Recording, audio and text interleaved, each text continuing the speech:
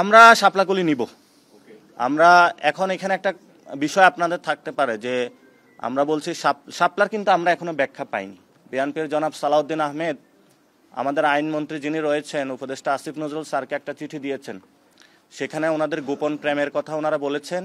আমরা একটি স্বাধীন ইসি প্রতিষ্ঠার জন্য দীর্ঘদিন লড়াই করে যাচ্ছি। এর মধ্যেই আপনারা জেনেছেন যে ইসির যে তালিকা লিস্টগুলো রয়েছে, যে প্রতীকগুলো নির্ধারণ করে থাকে তারা, সেটা সংশোধনের জন্য আমরা ফাইট করে যাচ্ছি। এখানে অযাচিত কিছু প্রতীক তারা আগে অ্যানলিস্ট করেছিল, ইতিমধ্যেই তারা বেগুন, খাটকলা এগুলো বাদ দিয়েছে এবং নতুন কিছু প্রতীক তারা অন্তর্ভুক্ত করেছে।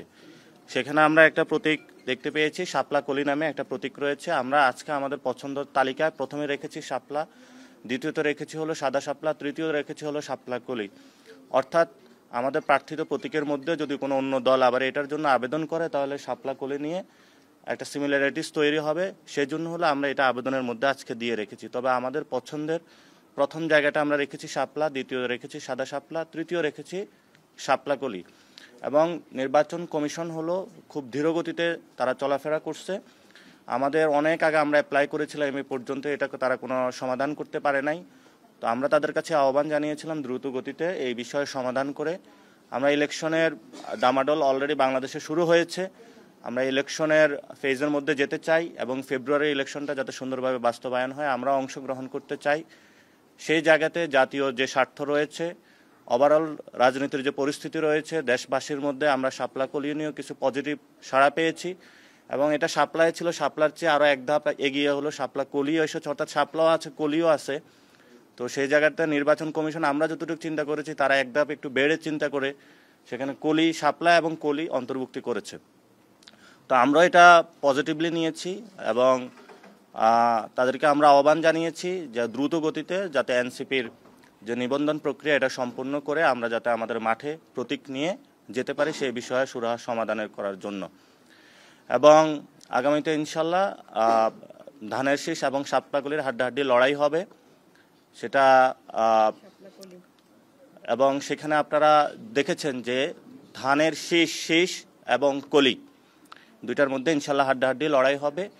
এবং বাংলাদেশকে যে বহুদলীয় গণতন্ত্র থেকে বের করে, যেটা ৭২ সালে পরে হয়েছিল, বাকশাল কায়েম করা হয়েছিল, বর্তমানে বহুদলীয় গণতন্ত্রের বিপরীতে গিয়ে বাংলাদেশে একটি দল একদলীয় গণতন্ত্রের নামে একদলীয় শাসন ব্যবস্থা করার প্রচেষ্টা চালাচ্ছে।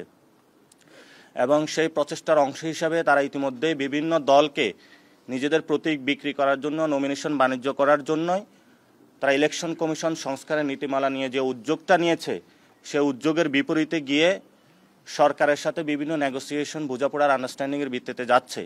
সেখানে আমরা নির্বাচন কমিশনকে বলছি, নির্বাচন যে কোনো দলের নির্বাচন প্রতীক কোনো নমিনেশন বাণিজ্যের প্রতীক হতে পারে না।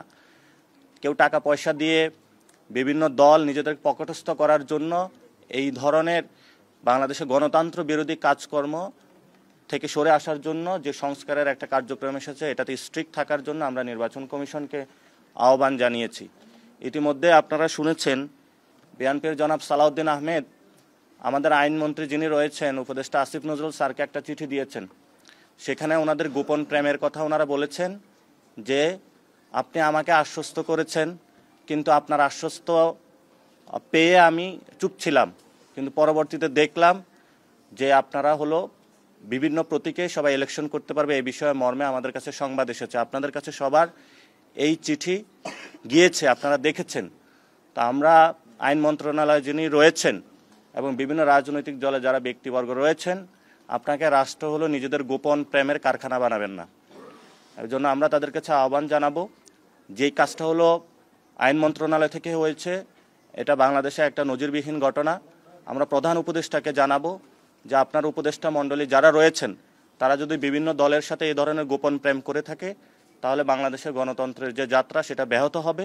গণতন্ত্রের যাত্রার দিকে আমরা আপনাদেরকে আহ্বান জানাবো সুসংহত ওয়েতে সামনে যাওয়ার জন্য। এই বিষয়গুলো আজকে আমাদের মধ্যে আলোচনা হয়েছে। আচ্ছা, আপনারা বিএনপির সাথে দেখা করেছেন, সালাউদ্দিন আহমেদের সাথে বৈঠক করেছেন, আপনাদের কথা বা অনেকগুলো সোশ্যাল মিডিয়া আসছে যে আপনারা তাদের সাথে জোট করছেন, আবার আপনি বলছেন যে ধানের শীষ এবং শাপলাকলির মধ্যে লড়াই হবে। বিষয়টা আসলে একটু বুঝিয়ে বলুন। আমাদের এই পর্যন্ত কেউ বলে নাই যে আমাদের বিএনপির সাথে জোট হবে। আমাদের আহ্বায়ক মহোদয় আজকেও আপনাদের সকালে একটা প্রেস ব্রিফিং ছিল, সেখানে আমরা স্পষ্ট করেছি আমরা এককভাবে নির্বাচনে প্রস্তুতি নিচ্ছি, আমরা 300 আসনে প্রার্থী দিব এবং এটাও বলেছি যে ছোট দলগুলা যে একটা সম্ভাবনা, বড় দলগুলা নিজস্ব প্রতীকের আন্ডারে এনে যে কৃষ্টি কালচার বাংলাদেশে আছে এটার মাধ্যমে নতুন কোনো দল সৃষ্টি হওয়ার সম্ভাবনা নষ্ট হয় এবং আগামীর যে সংসদ হবে সেটাকে একদলীয় অর্থাৎ একটা দল কুক্ষিগত করার জন্য ছোট দলগুলোকে অল্প কিছু টাকা পয়সার বিনিময়ে 2-1টা সিটের নমিনেশন দেওয়ার বদলে তারা নিজেদেরকে পকটস্থ করার প্রচেষ্টা চালাচ্ছে। ইতিমধ্যে আপনারা দেখেছেন জনগণ থেকে সেগুলোর ফায়ারব্যাক এসেছে, জনগণ কাউকে নিয়ে ঝাড়ু মিছিল করছে, কাউকে নিয়ে জুতা মিছিল করছে, আবারই শুনতে পেলাম ভোলায় হলো মারামারি হয়েছে। সো এই ধরনের অস্থিতিশীল বাংলাদেশ আমরা চাই না, আমরা চাই সুন্দর একটি সবাই সবার প্রতীক নিয়ে নির্বাচন করুক এবং আমরা ইনশাল্লাহ বলি যে আগামীতে বিএনপি এবং জামায়াত যে বড় দলগুলো রয়েছে সেখানে শাপলা করলে ইনশাল্লাহ বড় ফাইটিং জোনে থাকবে। জনতার মধ্যে ইতিমধ্যেই শাপলা প্রতিষ্ঠিত হয়েছে, সেখানে আবারই শাপলার সাথে কলীয় যোগ হচ্ছে। কিন্তু আপনারা শাপলা ছাড়া নিবেন না করছেন, কলি দিয়েছে, আবার আপনি বলছেন যে শাপলা কলি ফাইট হবে, মানে নিবন্ধন যদি প্রজ্ঞাপন জারি করে কিংবা বিজ্ঞপ্তি জারি করে কলি দিয়ে আপনারা শাপলা কলি নিচ্ছেন, এটুকু বলেন। আমরা শাপলা কলি নিব। আমরা এখন এখানে একটা বিষয় আপনাদের থাকতে পারে যে আমরা বলছি শাপলার কিন্তু আমরা এখনো ব্যাখ্যা পাইনি। নির্বাচন কমিশনের যে স্বেচ্ছাচারী আচরণ, কিন্তু এখন কি তাহলে আমরা প্রতীক নিয়ে পড়ে থাকবো, আমরা ইলেকশন ফেজে ঢুকবো না? তো সেই জায়গা থেকে আমরা বৃহত্তর স্বার্থ চিন্তা করে এই ডিসিশনটা নিচ্ছি। কিন্তু ইলেকশন কমিশনের যে স্বেচ্ছাচারী আচরণ এটা পুরো বাংলাদেশের সামনে স্পষ্ট হয়েছে। আমরা ইনশাল্লাহ শাপলাকলি নিচ্ছি পুরো বাংলাদেশের।